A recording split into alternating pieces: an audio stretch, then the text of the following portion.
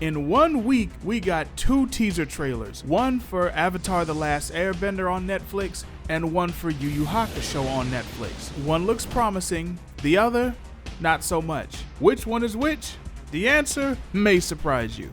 We are living in a world where Netflix's One Piece is being praised as the best live-action anime adaptation, or at least one of the best live-action anime adaptations to ever be done. Definitely on stateside. And this is coming from someone who's not even a fan of the anime or manga, but I've thoroughly enjoyed what I've seen so far of One Piece on Netflix. And it really looks like we're getting the same treatment with Avatar: The Last Airbender. Obviously, we're gonna have to wait to see the full thing to see how it actually plays out, but things are actually looking up for it. I mean, I've been on board with this thing since they were announcing the casting and they showed us what these guys were looking like in their actual costumes. This motherfucker don't miss. Oh, thank you, Jesus. There is a God. I'm sorry I lived with doubt all these years.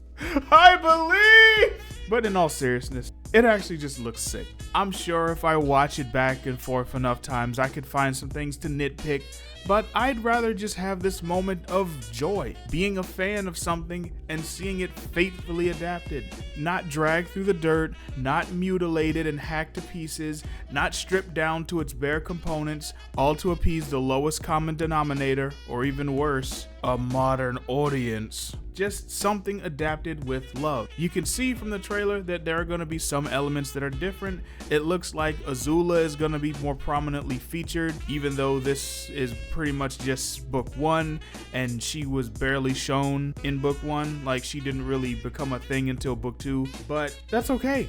We can have things be different. If I just wanted a straight one-to-one recreation of the show, I would just watch the damn show. So I don't need it to be 8,000% the same exact way and everything, but we have an Aang who's smiling and happy.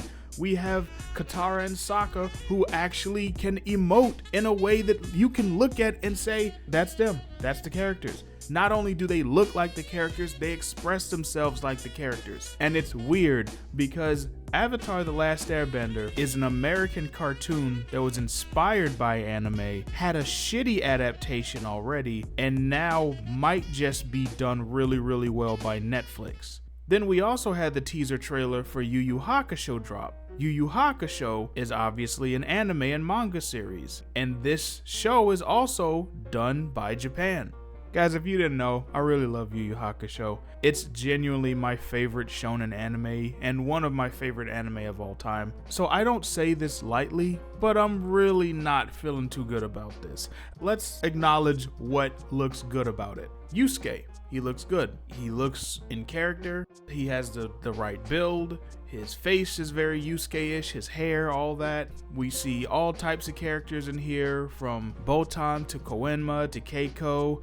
Kuwabara's hair looks different. The fuck is that? But yeah, Hiei and Kurama look okay. They don't look spectacular. Koenma is in his quote-unquote teen form. I don't know if they're just skipping the baby form altogether or if they're just saving that for special parts. And it also looks like they're fusing a lot of different things like Genkai's training, the introduction to the Toguro brothers, as well as Bui and Karasu. And there are some creative liberties that are taken that I actually think look pretty good. The fact that they're sailing on the river with those memorial lanterns. I guess this is replacing the scenes in the anime where they would fly through the sky on an oar to get to the spirit world. Okay, well, if that's what they're doing, that's a nice cultural nod to things that actually exist in Japan. And the powers do look pretty cool. Nothing over the top or spectacular. I mean, at this point, if you've seen one energy-based anime fight scene in real life, you've seen them all. But it looks perfectly fine. At the very least, the powers look passable. Kuwabara's sword looks different, but you know, it might still look good. My main issue with this trailer is the tone. The tone does not feel like YuYu Hakusho to me at all. One of the more interesting elements of the anime is the way that it fused so many different things that on paper don't look like they should go together. I mean, this really is the story about a juvenile delinquent who sacrifices his life saving a kid from getting hit by a car, and then he gets a second chance at life after he sees that he actually wasn't just a piece of shit that everyone hated. He actually has people that miss him, and he wants to come back and try this whole thing of life again. And he ends up passing the trials and becomes a spirit detective, and the rest is history. So it's an inherently kind of dark story, but there's so much life and light in it, and silliness and emotion. It's not just super dark, edgy, you know, and I feel like this trailer, it's trying so hard to be epic that it completely misses the tone of YuYu Hakusho. And considering how we just got One Piece, I mentioned it earlier in this video, but it bears repeating, we just got One Piece, which was done stateside.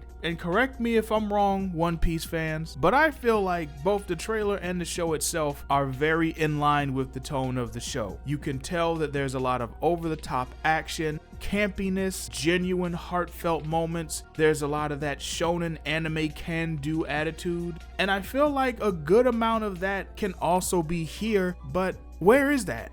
I don't feel much of anyone's personality watching this. And even going back to the Airbender trailer, Aang doesn't do much in this trailer, but everything he does is very Aang. Sokka is very Sokka. Azula is very Azula. Zuko is very Zuko. With the YuYu Hakusho trailer, it's more just like show cool things happening, then show more cool things happening. Yusuke looks bored half the time he's on camera. Like, I was really hoping that in terms of anime, real life adaptations, this would be up there with Rurouni Kenshin. I feel like this might not be the show we want it to be, but I am more than willing to give it a chance. If for no other reason than the fact that I am 100% a YuYu Hakusho slut. I will let you guys know the good, the bad, the ugly, and the indifferent.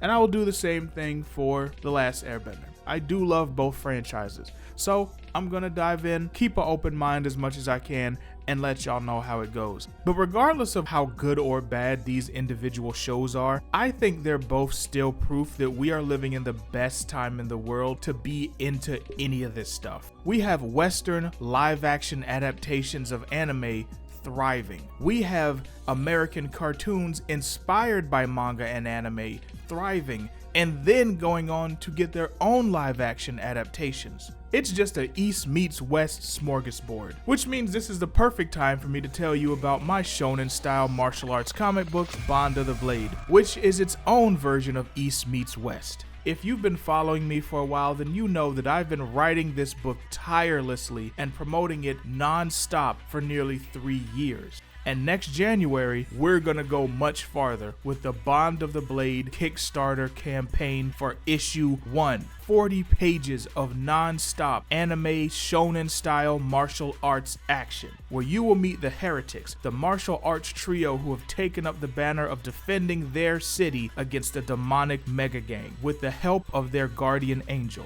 For right now, all I need you to do is go down into the description and click the Kickstarter link for the pre-launch page to sign up to get notified the moment the campaign launches. But that's gonna be all for me today. Thank you for watching and listening. I'm Animaine, and I'll talk to y'all later. Deuces.